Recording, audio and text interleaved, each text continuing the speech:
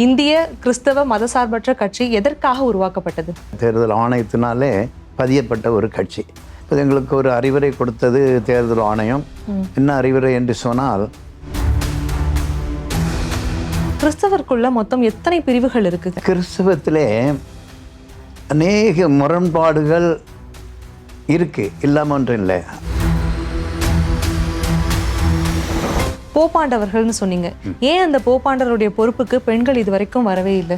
பரிசுத்தத்தை காக்க வேண்டும் என்று அந்த நோக்கத்துக்காக தான் ஒரு ஆணை அங்கே வைத்திருக்கிறார்கள். பெண்கள் ஒரு சின்ன ஒரு பலவீன பாண்டம். தமிழ்நாட்டை பொறுத்த வரைக்கும் இந்த கல்லறை தோட்டம் அப்படிங்கிறது குறைவாகத்தான் இருக்கு அப்படிங்கிற மாதிரியான ஒரு குற்றச்சாட்டு இருக்கே சார். இது ரொம்ப காலமாக நாங்கள் அந்த குற்றச்சாட்டை அது போன அரசுலையும் நாங்கள் வைத்தோம், இந்த அரசுலையும் வைத்தோம். வெள்ளைக்காரர்கள் ஆண்ட காலத்திலே அந்த காலகட்டத்தில் இருந்தவாறு கிறிஸ்தவ தேவாலயங்களுடைய வந்து விரிவுபடுத்துகிற பணி இருக்கு இல்லையா, அதற்குமே அரசு வந்து அனுமதி கொடுக்க மறுக்கிறாங்க அப்படிங்கிற மாதிரியான ஒரு குற்றச்சாட்டு எழுந்துட்டு தானே இருக்கு. ஆமாம், இந்தியா சுதந்திரம் அந்த அடைந்ததுலேருந்தே கேட்டுட்டு இருக்கிறோம். எங்கள் சொந்த இடம்ப்பா, அதில் கட்டுறதுக்கு பிரச்சனை, இது கொடு, பெர்மிஷன் கொடு. பணத்துக்காகத்தான் இவங்க மாற்று மதத்திலிருந்து கிறிஸ்தவ மதத்திற்கு மாறுறாங்க. கிறிஸ்தவ மிஷினரிகள் மக்களை படிப்பை கொடுத்தான், கல்வி சாலைகளை ஆரம்பித்தான், படிப்பறிவை கொடுத்தான், அவனை என்கரேஜ் பண்ணான், உயர்ந்த அந்தஸ்தில் கொண்டு போனான். இது கிறிஸ்தவ மிஷினரிகள். வசந்த் தொலைக்காட்சி நேயர்களுக்கு வணக்கம். இன்று நம்முடைய பேசுபொருள் நிகழ்ச்சியின் சிறப்பு விருந்தினராக நம்மிடையே இணைந்திருப்பவர் இந்திய கிறிஸ்தவ மதசார்பற்ற கட்சியினுடைய நிறுவனரான ஃபாதர் மார்ட்டின் அவர்கள் இணைந்திருக்கிறார். வணக்கம் ஃபாதர். வணக்கம். சொல்லுங்க ஃபாதர், இந்திய கிறிஸ்தவ மதசார்பற்ற கட்சி எதற்காக உருவாக்கப்பட்டது? இந்த கட்சி வந்துட்டு கிறிஸ்டியன் செக்குலர் பார்ட்டி என்று சொல்லி ஆங்கிலத்தில் சொல்வார்கள். ஆனால் நிறைய விமர்சனங்கள் வந்திருக்கிறது. 2002 தேர்தல் ஆணையத்தில் முறையாக பதியப்பட்ட ஒரு மாநில கட்சி. தேர்தல் ஆணையத்தினாலே பதியப்பட்ட ஒரு கட்சி. அது எதற்காக பதிந்தோம் என்று சொன்னால், அநேக அமைப்பினர்களுக்கும் அநேக நம்முடைய ஜாதி சார்ந்தவர்களுக்கும் ஒரு அமைப்பு இருக்கிறது, ஸ்ட்ராங்கான ஒரு அமைப்பு இருக்கிறது, ஒரு கட்சிகள் இருக்கிறது. போராட்டத்திற்கும் அவர்களுக்கு நன்மைக்கும் மற்ற அனைத்து காரியங்களுக்கும் குரல் கொடுப்பதற்காக கட்சிகள் இருக்கிறது. ஆனால் கிறிஸ்தவத்துக்கென்று அந்த காலகட்டத்தில் ஒரு கட்சி என்ற ஒரு அமைப்பு இல்லை. அப்போ நாங்கள் இந்தியன் கிறிஸ்டின் பார்ட்டி என்று சொல்லி ஆரம்பிப்பதற்காக அதை ஆரம்பித்தோம். அப்போ எங்களுக்கு ஒரு அறிவுரை கொடுத்தது தேர்தல் ஆணையம். என்ன அறிவுரை என்று சொன்னால், நீங்கள் இதை செக்குலர்ன்ற ஒரு வார்த்தை சேர்க்கணும், ரிலீஜியஸ் சம்மந்தப்பட்ட போனால் இது வந்து கான்ஸ்டியூஷன் ஆக்ட் படி அது செல்லுபடி ஆகாது.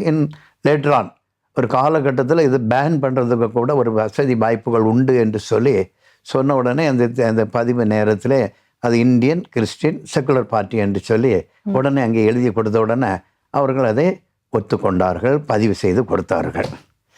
இதை கேட்கும் பொழுது எனக்கு எப்படின்னா முரண்படுது, கட்சியினுடைய பேருமே முரண்படுது. என்னன்னா, இந்திய கிறிஸ்தவ மதசார்பற்றன்னு வச்சிருக்கீங்க, கிறிஸ்தவன் இருக்கு, மதசார்பற்றன்னு இருக்கு, பேரே முரண்படுதே. சோசலிசம், செக்குலரிசம், ஓகே, அப்போ ரெண்டும் கலந்து வரணும் இல்லை? ஒன்லி செக்குலரிசம் வரணும், ரெண்டும் சோசலிசம், இது ரெண்டையும் கலந்த ஒன்றாக secular party, Christian secular party, இது ஒரு காமனாக ஒரு அமைப்பாக அதை நாங்கள் பதிவு செய்தோம். ஓகே. இன்னொரு சந்தேகம் என்ன அப்படின்னா, கிறிஸ்தவருக்குள்ள மொத்தம் எத்தனை பிரிவுகள் இருக்கு கிறிஸ்தவ மதத்துல? காரணம் என்ன அப்படின்னா, ஒவ்வொருத்தருமே வந்து ஒவ்வொரு முறையான முறைகளை வந்து பின்பற்றாங்க இல்லையா, அதனால நான் அந்த கேள்வியை கேட்கிறேன். கிறிஸ்தவத்திலே அநேக முரண்பாடுகள் இருக்கு, இல்லாமல் ஒன்றும் இல்லை. ஆனால் முதல்ல ஆரம்பிக்கப்பட்ட ஒரு சர்ச் வந்து ரோமன் கத்தோலிக் சர்ச். அந்த சர்ச்சுக்கே போப்பாண்டவர் தலைமையில் தான், உலகம் பூரா போப்பாண்டவர் தலைமையில் தான் இயங்குகிறது. அது எவ்வளவு பிரிவாக இருந்தாலும் சரி, உங்கள் மதத்தின் தலைவர் யார் என்று சொன்னால் அது என்ன சொல்ல முடியாது, யாரையும் சொல்ல முடியும், போப்பாண்டவர் என்று தான் சொல்ல முடியும். ஏனென்று சொன்னால் அந்த போப்பாண்டவர் வட்டிக்கான் நகரத்தில் எந்த சின்ன நகரமாக இருந்தாலும் அந்த தேசத்து கிங், அரசர். இப்போ நம்ம இந்திய தேசத்தில் நம்ம பாரத பிரதமர் இருக்கிறார் இல்லையா, இதே மாதிரி அமெரிக்காவில் இருக்கிற மாதிரி இதே மாதிரி இருக்கிறார். அவர் அந்த தேசத்துக்கு ஒரு அரசராக இருக்கிறார். அவருக்கு கீழ் வருகிறதா ரோமன் கத்தோலிக்க திருச்சபைகள். ஓகே. இது உலகம் பூரா இருக்கு. 1-2 திருச்சபைகளை பல லட்சக்கணக்கான கோடிக்கணக்கான திருச்சபைகள் காணப்படுகிறது.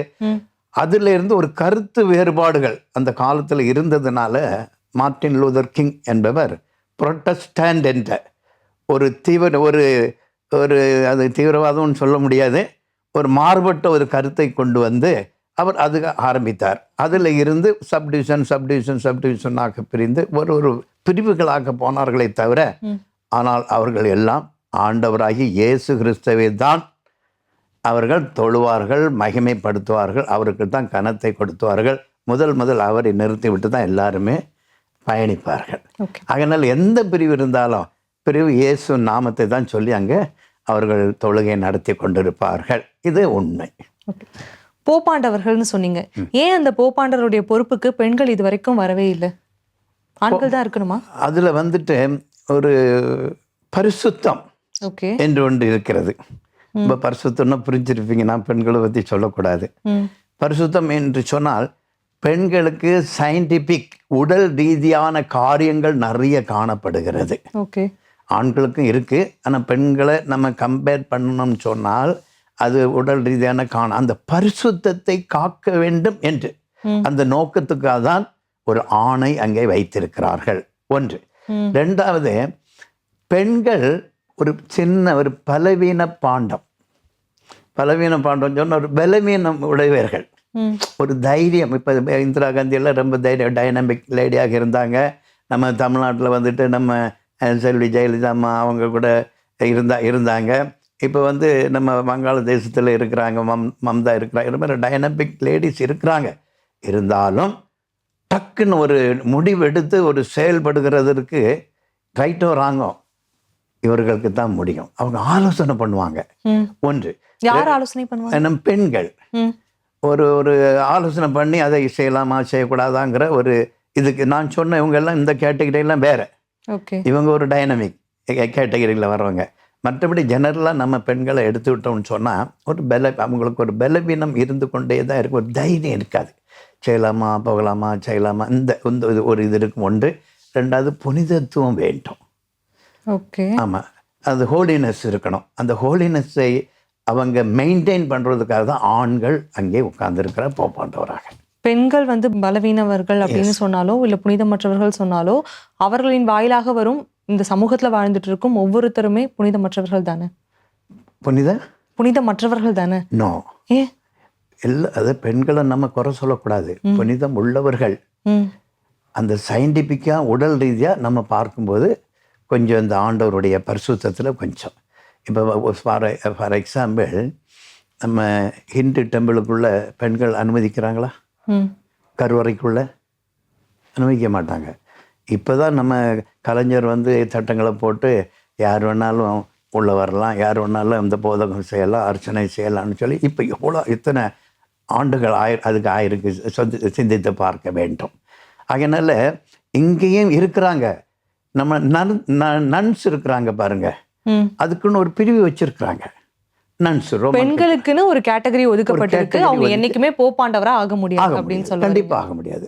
அவர் தான் சுப்பீரியர். சுப்பீரியர் இந்த வேர்ல்டுக்கே அவர் தான் சுப்பீரியர். ஆமா, உலகத்துக்கே, அது எல்லா நாட்டுக்கும் அவர் தான் சுப்பீரியர். ஆனால் பெண்களுக்குன்னு தனி ஒரு டிவிஷன் பிரித்து அதுலேயும் சுப்பீரியர் இருக்கிறாங்க. ஒரு காங்கிரிகேஷன் வச்சு நயம் வச்சு அதுலேயும் இருக்கிறாங்க, சுப்பீரியாரிட்டியில் இருக்கிறாங்க, பரிசுத்தமுள்ளவர்களும் இருக்கிறார். ஓகே, இதை பற்றி தனியாக ஒரு நிகழ்ச்சியில் பேசலாம் அப்படின்னு நினைக்கிறேன். அடுத்த விஷயம் என்ன அப்படின்னா, கிறிஸ்தவர்களுடைய கல்லறை தோட்டம்னு ஒரு விஷயம் இருக்கு இல்லையா?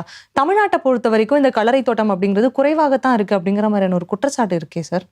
இது ரொம்ப காலமாக நாங்கள் அந்த குற்றச்சாட்டை அது போன அரசுலையும் நாங்கள் வைத்தோம், இந்த அரசுலையும் வைத்தோம்.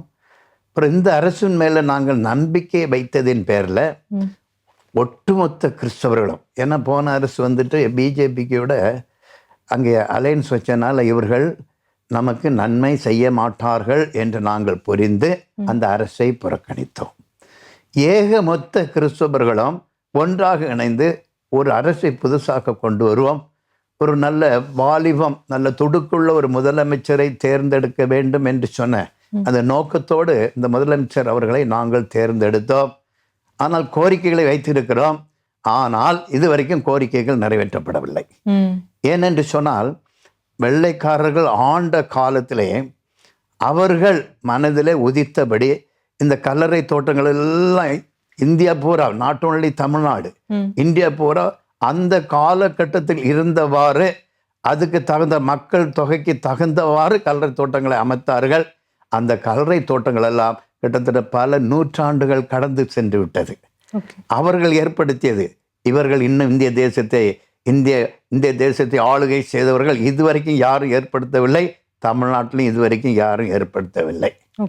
அது காமராஜர் காலமாக இருந்தாலும் சரி, அதுபட்ட பிற்பட்ட காலமாக இருந்தாலும் சரி, கலைஞர் காலமாக இருந்தாலும், எம்ஜிஆர் காலமாக இருந்தாலும், ஜெயலலிதா அம்மா காலமாக இருந்தாலும் சரி, இது வரைக்கும் அதை பற்றி யாருமே அது கருத்தில் கொள்ளவும் இல்லை. கிறிஸ்தவர்களை பற்றி ஒரு சிந்தையும் இவர்களுக்கு இல்லை.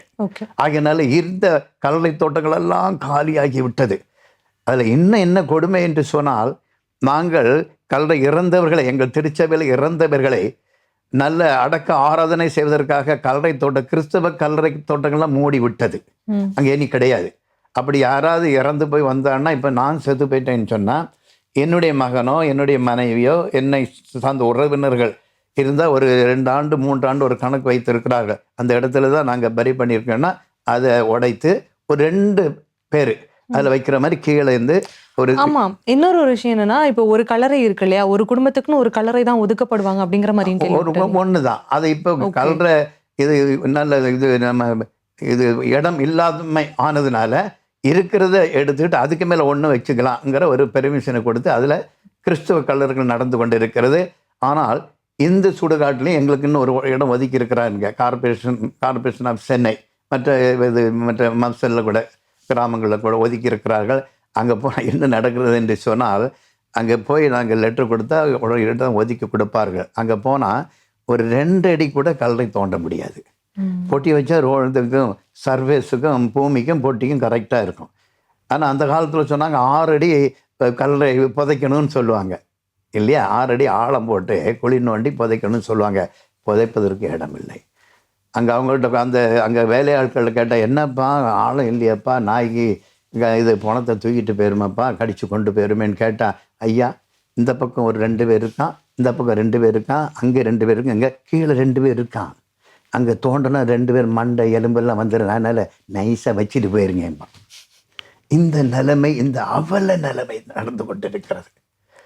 இது எங்கள் கண்ணீரெல்லாம் வடிந்து, கண்ணீரில் எங்களுக்கு ரத்தம் வடிந்து கொண்டு இருக்கிறது. இதை யார் கவனிக்கிறது? எவ்வளவோ இதை அறிக்கைகள் கொடுத்தாச்சு, இது மந்திரிகளை பார்த்து கொடுத்தாச்சு, சிறுபான்மை நலத்துறை ஆணையரை பார்த்து கொடுத்தாச்சு, அரசுக்கும் கொடுத்தாச்சு. நானே நேரில் சென்று கொடுத்துருக்கிறேன். செஞ்சி மஸ்தான் ஐயா அவர்களே 2-3 தடவைகள் சென்று அவர்கிட்ட கொடுத்தேன். பீட்டர் அல்போன்ஸ் ஐயாவிட்ட கொடுத்தோம். அது பிறகு செஞ்சு ஐயா இது பீட்டர் அல்போன்ஸ் ஐயா ஆணைய தலைவராக மாற்றின பிறகு இவர் செஞ்ச ஐயா பார்த்து கொடுத்தோம். அவர் கொண்டு அருள் ஜோ ஃபாதர் இப்போ புதுசாக ஆணையராக வந்திருக்கிறாங்க, வாங்க நானே இன்ட்ரொடியூஸ் பண்ணி உங்களுக்கு கொடுத்தேன்னு அவரே கூட்டிகிட்டு போய் என்னை இன்ட்ரொடியூஸ் பண்ணி கொடுத்தோம். இது வரைக்கும் எந்த நடவடிக்கையும் இல்லை. இன்னும் நான் சொன்ன மாதிரி 2 அடி பள்ளத்தில் தான் புதைச்சிட்டு இருக்கிறோம். ஆமாம். அதோடு மட்டும் இல்லாமல் நான் என்ன கேட்குறேன்றா, அரசுக்கு இது அரசை நான் குறை சொல்லவில்லை, அரசு கவனிக்க வேண்டும் இதையெல்லாம். வந்துட்டு என்ன கேட்குறேன் என்று சொன்னால், எதுக்கெல்லாமோ நிலத்தை ஆர்ஜிதம் பண்ணுறீங்க இல்லையா, இந்த புனித காரியத்துக்காக கடைசி நேரத்தில் அது அவன் நிம்மதியாக ஒரு இடத்துல ஓய்வு எடுத்துகிட்டு போட்டுமே, அவன் அடக்கம் பண்ணலான்னு சொல்லிட்டு நல்ல ஒரு விசாலமான எவ்வளவு இடங்கள் இருக்கிறது தமிழ்நாட்டில், இடத்த கொடுக்கலாமா இல்லையா? அரசு நினச்சா முடியுமா முடியாதா? முடியும். அரசு தயவுசெய்து இந்த கோரிக்கையை எல்லா RC, Roman Catholic, CSI, Anglican churches of India அமைப்புகள் எல்லாம் கேட்டுக்கொண்டு இருக்கிறார்கள். அரசு இதுவரைக்கும் செவி சாய்க்கவில்லை. இதுக்காக ஒரு கமிட்டியை இவர் உருவாக்க வேண்டும். கல்லறை தோட்ட கமிட்டி என்று மாவட்டந்தோறும் உருவாக்கி அந்த மாவட்டத்தை இவர் 4 பகுதியாக பிரிக்கணும். அப்போ தான் அந்த மக்கள் தொகைக்கு தகுந்தவாறு இடங்களை ஒதுக்கி தரணும். ஒரு ஏக்கர் 2 ஏக்கர்னா பார்த்தாது, கிட்டத்தட்ட மினிமம் ஒரு 10 ஏக்கர்ஸ். அப்போ ஒரு மாவட்டத்தில் 10 4 போரா பிரிச்சோன்னா அப்போ எல்லாம் வாங்க ஆல் டினாமினேஷன் நீங்கள் காமனாக யூஸ் பண்ணுங்க. இன்னும் ஒரு கல்லறை தோட்ட ஒரு அமைப்பை அமைத்து பண்ணினாதான் இதுக்கு சாத்தியக்கூறை தவிர மற்றபடி சாத்தியக்கூறுக்கு வாய்ப்பே இல்லை. இதே மாதிரியே வந்து கிறிஸ்தவ தேவாலயங்களுடைய வந்து விரிவுபடுத்துற பணி இருக்கு இல்லையா, அதற்குமே அரசு வந்து அனுமதி கொடுக்க மறுக்கிறாங்க அப்படிங்கிற மாதிரியான ஒரு குற்றச்சாட்டு எழுந்துட்டு தானே இருக்கு. ஆமா, இதுவும் காலகாலமாக தான் கேட்டுக்கிட்டு இருக்கிறோம். எப்படி காலகாலம்னா நாங்கள் வந்துட்டு இந்தியா சுதந்திரம் அடைந்ததுலேருந்தே கேட்டுட்டு இருக்கிறோம். ஆனால் நான் சொல்றேன்னு தவறாக நினைக்கக்கூடாது. இந்து கோயில்கள் எவ்வளோ லட்சம் இருக்கிறது. இப்போ கும்பாபிஷேகம் எல்லாம் கொண்டாடுறார்கள். எந்த கோயில் வந்து பெர்மிஷன் வாங்கி கட்டியிருக்காங்க? வெள்ளையடிக்க கொடுக்க முடியுமா? இந்த அரசுகள் கொடுக்க முடியாது. ஏன் இந்த கிறிஸ்தவர்களுக்கும் இஸ்லாமியர்களுக்கும் இந்த கட்டுப்பாடு? அப்போ காலம் பூரா நாங்களும் இதை தான் எழுதிட்டு இருக்கிறோம். இப்போ எங்கள் சொந்த பட்ட இடம் நாங்கள் புறம்போக்கில் வைக்கல, பிளாட்ஃபார்மில் வைக்கல, அரசு நிலத்தில் வைக்கல, அரசு அலுவலகங்களில் வைக்க கேட்கல நாங்கள். இப்போ மற்ற இதெல்லாம் வச்சுருக்குறாங்க இல்லை, இது இஸ்லாமியர்களும் கிறிஸ்தவர்களை தவிர மற்ற எல்லாம் அங்கே இருக்குல்ல. அப்போ இவர்களுக்கு என்ன அந்த ஓர வஞ்சனம் இந்த அரசுகளுக்கு? அதுதான் கேட்டுக்கிட்டு எங்கள் சொந்த இடம்ப்பா, அதில் கட்டுறதுக்கு பிரச்சனை, இது கொடு, பெர்மிஷன் கொடு. அதை கொடுத்தா கூட நாங்கள் என்ன சொல்கிறோம், சாதா லோக்கல்லே பெர்மிஷன் வாங்கி கொடுங்க. பஞ்சாயத்துலேயோ பேரூராட்சிகளையோ மாநகராட்சிகளையோ நாங்கள் பெட்டிஷன் கொடுத்தா எங்களுக்கு உடனே எங்களுக்கு கொடுக்கறதுக்கு அதிகாரத்தை கொடுப்பதற்கு நீங்கள் அதிகாரத்தை வழங்குங்க என்று சொல்லி காலமாக இதை கேட்டுக்கொண்டே இருக்கிறோம். அரசுகளை வற்புறுத்தி கொண்டே இருக்கிறோம். அதோடு மட்டும் இல்லாமல் ஏற்கனவே இருக்கிற ஆலயங்களை அமைப்பு செய்வதற்காக, அதை விரிவுபடுத்துவதற்காக, அதை இன்னும் கொஞ்சம் பெருசாக கட்டுவதற்காக அதுக்கும் நாங்கள் பெர்மிஷன் கேட்குறோம்.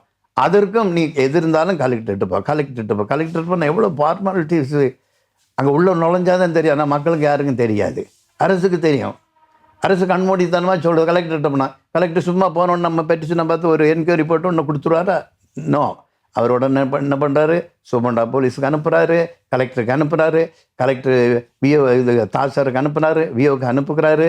அடுத்தது சூப்பரண்டா போலீஸ் வந்துட்டு அந்த டிஎஸ்பிக்கு அனுப்புகிறாரு, சர்க்கிள் இன்ஸ்பெக்டருக்கு அனுப்புகிறாரு, ஐஎஸ்க்கு அனுப்புகிறாரு. இவ்வளவு பேரும் வந்து விசாரித்து கன்கரன்ஸ் கொடுக்கணும். யார் கொடுப்பா? எல்லாம் இது கொடுக்கணும். அப்போ எத்தனை பேருக்கு கொடுக்கணும் ஒரு ஆலயத்தை கட்டுறதுக்கு? ஒரு ஆண்டவரை மனிதன் தொழுவதற்கு இவ்வளவு பாடுபடுகிறோம். ஒரு சாருக்கு மட்டும் நீ கொடுக்கக்கூடாது. இப்போ சமீபத்தில் கூட பாருங்கள், சுப்பிரமணிய சாமி எவ்வளோ பெரிய வித்தகர், அவரும் ஒரு சில வழக்கறிஞர்களும் சேர்ந்து சுப்ரீம் கோர்ட்டில் ஒரு ஆர்டர் போட்டாங்க. அந்த செக்குலரிசம் அண்டு சோசியலிசத்தை நம்முடைய இதிலேருந்து நம்ம அரசியல் சாசன சட்டத்திலேருந்து பேரை எடுத்துடணும்னு. அப்போ சுப்ரீம் கோர்ட்டு சரியான ஒரு அது ஜட்ஜ்மெண்ட் கொடுத்துருக்கு. நோ, இதை ரிமூவ் பண்ண முடியாது. இந்திய தேசம் சோசியலிசம் செக்குலரிசம் நிறைந்த நாடு. அதனால் இந்த இந்து நாடாக நாங்கள் பிரகடனம் பண்ண முடியாது என்று ஜட்ஜ்மெண்ட் ஆகிப்போச்சு. அதனால் we will well safe for the supreme court order. Okay. இப்போ வந்து கிறிஸ்தவ முறைப்படி வந்து இறந்தவர்களுடைய உடலை வந்து நல்லடக்கம் செய்கிறாங்க இல்லையா, அதற்குன்னு பல முறைகள்லாம் பின்பற்றப்படுது. அது எப்படி பின்பற்றப்படுது? அந்த முறைகள் என்று சொன்னால், இறந்த பிறகு அவர்களை ஒரு புனிதத்துவம் உள்ள, அவர்கள் இறந்தாலும் அவர்கள் ஃபார் எக்ஸாம்பிள் நம்ம வேதத்தில் அழகாக இருக்கு, ஆண்டவராகிய இயேசு கிறிஸ்து மரித்தும் பிழைத்தார். இப்போ அவ்வளோ உலகத்தில் உள்ள உலக நாடுகள் வல்லுநர்கள் எல்லாருமே அது இன்வென்ஷன் பண்ணியாச்சு. இவர் இறந்தாரா, உயிர் தெழுந்தாரா, இவர் இறந்த கல்லறை இருக்கா, கல்லறையில் எப்படி இருக்கு, எல்லாமே சொன்ன இந்த பைபிளில் என்ன சொல்லிச்சு அதன்படியே நடந்திருக்கிறது. அவர் இறந்தார், 3 நாள் அங்கே இருந்தார், உயிர் தெழுந்தார் என்று சொல்லி அநேக விதமான ஆதாரங்களோடு நிரூபிக்கப்பட்டுள்ளது. நாங்கள் அந்த விசுவாசத்தின் அடிப்படையில் இவர்களை நாங்கள் என்ன பண்ணோம், புதைக்கிறோன்னு சொல்ல மாட்டோம். அடக்க ஆராதனையில் இவர்களை விதைக்கிறோம். மண்ணுக்கு மண்ணாகவும் பொழுதிக்கு பொழுதாகவும் சாம்பலுக்கு சாம்பலாகவும் இவர்களை நாங்கள் விதைக்கிறோம். அதனால் இறந்தவர்களை புனிதமாக தான் நாங்கள் பார்க்குறோம். நல்லவனாக இருந்தாலும் சரி, கெட்டவனாக இருந்தாலும் சரி, புனிதமாக தான் பார்த்து புனிதமாக தான் அடக்கம் பண்ணுகிறோம். அவனவன் செய்த கிரியைகளுக்கு தக்கதாக அவனுக்கு பலன் கிடைக்கும். இதுதான் எங்களுடைய ஃபெய்த். இப்போ வந்து கிறிஸ்தவ நலவாரியத்துறைன்னு ஒரு அமைப்பு ஒன்று இருக்கு இல்லையா, அது கிறிஸ்தவ மக்களுக்கு எந்த அளவில் வந்து பயனுள்ள வகையில் செயல்படுது? இப்போ கிறிஸ்தவ நல வாரியம்னு கொண்டு வந்தாங்க. இப்போ நாங்கள் எல்லாம் கோரிக்கை வச்சு தான் எல்லாம் பண்ணினோம். அது ஒரு சில அமைப்புகளுக்கு அரசாங்கம் அங்கீகாரம் கொடுத்திருக்கிறது. கொடுத்திருந்தும் அவர்கள் என்ன செய்தார்கள் என்று சொன்னால் இன்னும் செயல்படாமல் இருக்கு. தமிழ்நாட்டில் நலவாரியம் இருக்கு, ஆணையத்துக்கு ஒரு தலைவர், நலவாரியத்துக்கு ஒரு தலைவர், ரெண்டாக செயல்படுகிறது. பேரளவில் நலவாரியம், ஆணையம். ஆனால் இன்னும் அவர்கள் என்ன செய்தார்கள் என்று சொன்னால், இந்த சர்ச்சஸ் கட்டுவதற்கு, சொந்த பட்டா இடத்துல கட்டுவதற்கு நீங்கள் நியூலி கன்ஸ்ட்ரக்ஷனுக்கு கலெக்டர்கிட்ட பெர்மிஷன் வாங்க, 30 டேஸுக்குள்ளே அதை முடித்து ஃபார்மாலிட்டிஸ் முடிச்சிடணும். இன்னும் ஒரு ரூல், ஒரு சர்க்குலர்ஸ் தான் அது போட்டிருந்தாங்க. அடுத்தது இது புதுப்பிக்கிறதுக்கு, விரிவாக்கம் செய்வதற்கு லோக்கல் பாடியில் நீங்கள் பெர்மிஷன் கொடுத்து செய்யுங்கன்னு சொல்லிட்டு ஒரு சர்க்குலர்ஸ் அனுப்பியிருந்தாங்க. அப்போ அனுப்பினோடனே நான் என்ன பண்ணேன், எனக்கு ஒரு சர்ச் இருக்குது நாகர்கோவிலில், மணாலக்குறிச்சி. அப்போ நான் என்ன சொன்னேன், என்னுடைய பிளானரை கூப்பிட்டு, எப்போ அவர் பிளானிங் போர்டு அரசாங்கம் போட்டாச்சு, ஒரு 1000 ஸ்கொயர் ஃபீட்டுக்கு கிரவுண்ட் அண்ட் ஃபஸ்ட்டு போடு என்று சொல்லி போட்டு, அவர் பிளான் எல்லாம் போட்டு எல்லாம் ரெடி, அப்ரூவலுக்கு ரெடி பண்ணி பஞ்சாயத்து பே பண்ணா, ஐயா வாங்கிக்கிறோம், வேண்டாம் வாங்க மாட்டோம்னு சொல்ல, இந்த சர்க்குலர் வச்சு ஒன்றும் செய்ய முடியாது, ஜீவோவாக போட்டு கம்ப்யூட்டரில் அப்டேட் பண்ணி வாங்க, அப்டேட் பண்ணால் நாங்கள் பெர்மிஷன் கொடுக்குறோம், 30 நாளைக்குள்ளே நாங்கள் அரசாங்கம் இதை நாங்கள் மதிக்கிறோம், நாங்கள் பெர்மிஷன் கொடுக்குறோம் என்று சொன்னாங்க. இன்னும் ஜீவாவை வரல. மந்திரியை பார்த்தாச்சு, ஆணைய தலைவரை பார்த்தாச்சு, அரசுக்கு கடிதங்களை எழுதாச்சு, நேரில் கொண்டு கொடுத்தாச்சு, போராட்டம் நடத்தியாச்சு, இன்னும் அதற்கு முடிவு வரவில்லை. எனக்கு இன்னொரு ஒரு சந்தேகம்னா, பொதுவாகவே வேற மதத்துல இருந்து கிறிஸ்தவ மதத்திற்கு மாறுறாங்க இல்லையா, அவங்க மீது ஒரு விமர்சனம் வைப்பாங்க. என்ன அப்படின்னா, பணத்துக்காகத்தான் இவங்க மாற்று மதத்துல இருந்து கிறிஸ்தவ மதத்திற்கு மாறுறாங்க அப்படிங்கிற மாதிரியான ஒரு விமர்சனத்தை இன்னைக்கு வரைக்கும் தொடர்ந்து வச்சுட்டு இருக்காங்க. இதற்கு என்ன காரணம்? அதாவதுமா, அந்த காலத்துல கிறிஸ்தவ மிஷினரிகள் வந்தாங்க. கிறிஸ்தவ மிஷினரிகள் பெரிய கோடீஸ்வரன் பணக்காரன் அந்த ஊர்ல. ஓகே. அவங்கவுங்க நாடுல, இங்கிலாந்து தேசம், அமெரிக்க தேசம், இப்படிப்பட்ட அனைத்து கிறிஸ்தவ நாடுகளில் இருந்து வந்தார்கள். பென்னி குக் என்று ஒரு இன்ஜினியர் வந்தார்.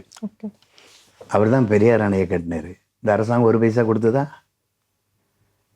சொந்த பணத்தை கொண்டு வந்து, சொந்த நாட்டில் உள்ள சொத்தை விட்டு கொண்டு வந்து, எந்த ஒரு பிரதிபலமும் படாமல் இந்த ஜனங்களுக்காக, தமிழ்நாட்டு ஜனங்களுக்காக, தமிழ்நாட்டு விவசாயிகளுக்காக அங்கே பெரியார் அணையை கட்டினார். அப்போ இருந்த ஆட்சியாளர், வெள்ளைக்கார ஆட்சி கூட அவருக்கு ஒத்துழைப்பு கொடுக்கல. அப்போ அவர் சொன்னார், கைதிகளே அது கொடுப்பா, நான் அதை வச்சு கட்டிடுறேன்னு. அவர் கட்டினது தான் அது. தமிழனோ ஒரு இந்தியனோ அதை மாதிரி தியாகம் பண்ணியிருக்கிறான்னா சொல்லுங்கள் சரித்திரத்தில்? இன்னும் சொல்லலாம், நிறைய சொல்லலாம். கிறிஸ்தவர்கள், இதே கிறிஸ்தவ மிஷினரிகள் நம்ம எல்லாம் படிப்பறிவு இல்லாமல் கோமணத்தை தானே கட்டி நடந்தோம். எவனுக்கு பேண்ட்டு ஷர்ட்டு டையு கோட்டு சூட்டு இதெல்லாம் யாருக்கு தெரியும்? Soap salvation. எப்படி நல்ல சாப்பாடை கொடுத்தான், நல்ல உடம்பை கழுவுறதுக்கு சோப்பை கொடுத்தான், சால்வேஷன் கொடுத்தான், மக்களை படிப்பை கொடுத்தான், கல்வி சாலைகளை ஆரம்பித்தான், படிப்பறிவை கொடுத்தான், அவனை என்கரேஜ் பண்ணான், அவனை ஒரு உலக அரங்கில் இந்திய தேசத்து மக்களை உயர்ந்த அந்தஸ்தில் கொண்டு போனான். இது கிறிஸ்தவ மிஷினரிகள். இவர்கள் செய்த தவறா? இந்திய தேசத்தை பாதுகாப்பதற்காக, இந்திய தேசத்து மக்களை முன்னேற்றுவதற்காக, ஒரு வாழ்க்கை தரத்தை முன்னேற்றுவதற்காக வந்தவர்கள் பணத்தை கொடுத்தா மாற்றினாங்க. அவர்களுடைய அன்பாலே, பேச்சாலே எல்லாரையும் தன் பக்கம் இழுத்தார்கள். டேம்கள் எல்லாம் இவர்கள் தான் கட்டினார்கள், ரோடுகள் இவர்கள் போட்டார்கள், சாலைகள் இவர்கள் போட்டார்கள், குளங்கள் எல்லாம் அந்தந்த ஏரியாவுக்கு தந்தவர் போட்டார்கள், விமான போக்குவரத்து இவர்கள் தான் கொண்டு வந்தார்கள்.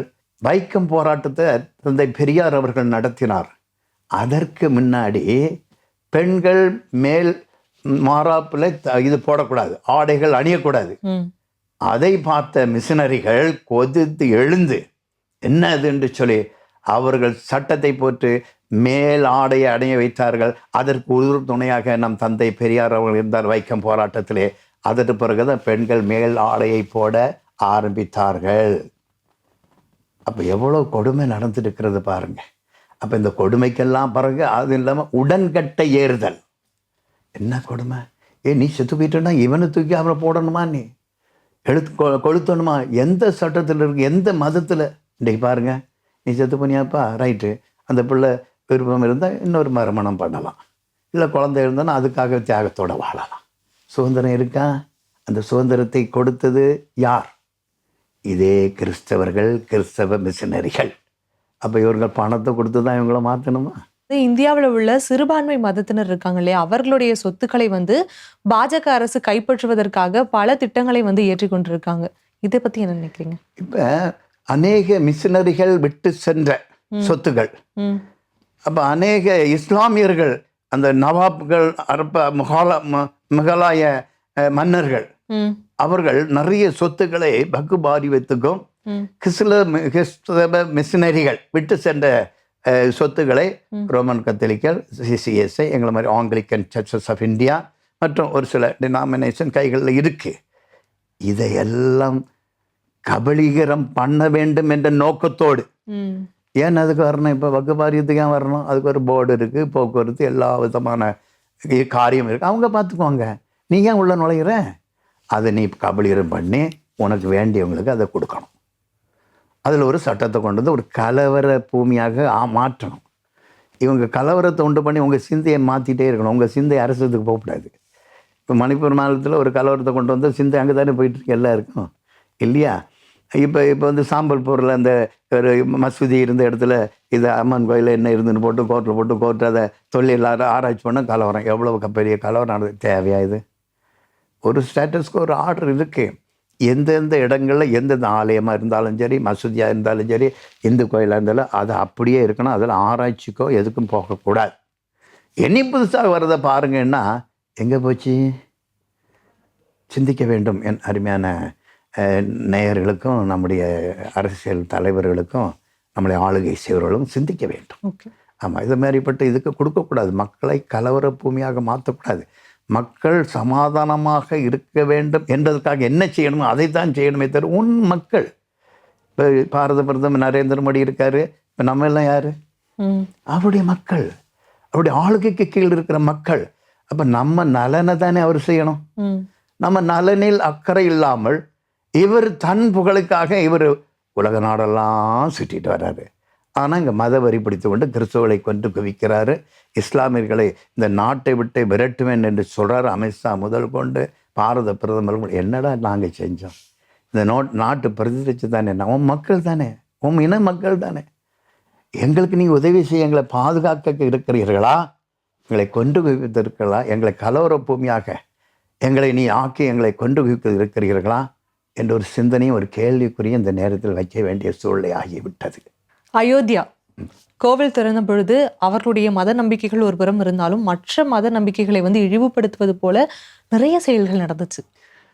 அதாவது அயோத்தியாவில் அது நடந்தது ஒரு அட்ராசிட்டி.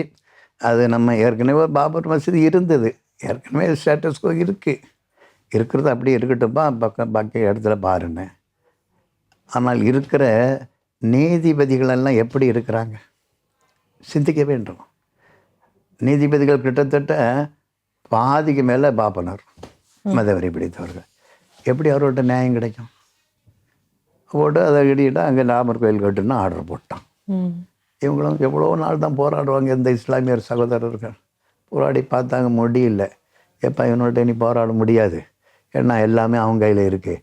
ஆனால் இதை ஒரு கிறிஸ்தவனோ ஒரு இஸ்லாமியரோ பாரத பிரதமராக வந்தாங்கன்னா எல்லாமே மாறிக்கிட்டு இருந்திருக்கும். அதுக்கு வாய்ப்பு இல்லாமல் போய் கொண்டிருக்கிறது. அப்போ இந்த வெறியர்கள் தான் போட்ட சட்டம். அதனால் வேறு வழி இல்லாமல் ஏதோ கொடுத்த லேண்டை வச்சுக்கிட்டு அவங்க இன்னும் கட்ட முடியாமல் இருக்கிறாங்க பாபர் மசூதி. எவ்வளோ பெரிய ஒரு காரியம். இப்போ அதுலேயும் நிறைய அட்ராசிட்டி நடக்கிறது. அதாவது நம்முடைய நீதி அரசர்களெல்லாம் எப்படி சொல்கிறோம்? My Lord. எவ்வளோ பெரிய உயர்ந்த அந்தஸ்து. அது வெள்ளைக்காரன் அந்த இதை மை லார்ட், ஆண்டவரே என்று கூப்பிடுவான். அப்போ நீ எப்படி இருக்கணும்? நாட்டு மக்களுக்கு எப்படி இருக்கணும்? எப்படி லாயலாக இருக்கணும்? இவர்களெல்லாம் இப்போ ஆர்எஸ்எஸ்ஐ சார்ந்தவர்களாக ஆகிவிட்டார்கள். ஒரு சில நீதிபதிகள் பதவி துறந்து எம்பிக்களாகவும் எம்எல்ஏக்களாகவும் மந்திரிகளாக ஆகியிருக்கிறாங்க. அதை நான் சொல்ல வேண்டாம், நிறைய இருக்குது. ஒரு சில நீதிபதிகள் நிறைய உயர்ந்த ரிட்டையர்ட் ஆனோடனே ஆர்எஸ்எஸில் சேர்ந்திருக்கிறார்கள். இப்போ சமீபத்தில் ஒரு நீதிபதி ஆர்எஸ்எஸ் பொதுக்கூட்டத்தில் போய் பேசியிருக்கிறார். நீதி அரசர் எங்கே போய் சொல்ல முடியும்? யார் நியாயம் கொடுக்க முடியும்? மற்ற இன மக்களுக்கு எப்படி நியாயம் கிடைக்கும்? இந்திய தேசத்தில் கிடைக்காது. அப்போ கண்டிப்பாக இந்த நிலைமை மாற வேண்டும். அது ஆண்டவர் செய்வார். நன்றி சார். இவ்வளவு நேரம் என்னோட நிகழ்ச்சியில் பங்கேற்று நான் கேட்ட எல்லா கேள்விக்குமே ரொம்ப விளக்கமான பதில்களை கொடுத்துருக்கீங்க. உங்களுக்கு என்னுடைய சார்பாகவும் வசந்த் தொலைக்காட்சியின் சார்பாகவும் மனதார்ந்த நன்றியை தெரிவிச்சுக்கிறேன். நன்றி. இந்த வேளையிலையும் வசந்த் டிவி நிர்வாக இயக்குனர் மறைந்த அண்ணாச்சி அவர்களுக்கும், நம்முடைய எம்பி வசந்த் விஜய் அவர்களுக்கும், நிர்வாக இயக்குனருக்கும், என்னை பேட்டி கண்டு என்னை இங்கே கனப்படுத்தி இந்த பேட்டியை எடுத்த உங்களுக்கும், நிர்வாக குழு அனைவருக்கும் என் அன்பார்ந்த வணக்கத்தையும் வாழ்த்துக்களையும் தெரிவித்துக் கொண்டு விடைபெறுகிறேன். நன்றி, வணக்கம், வாழ்த்துக்கள்.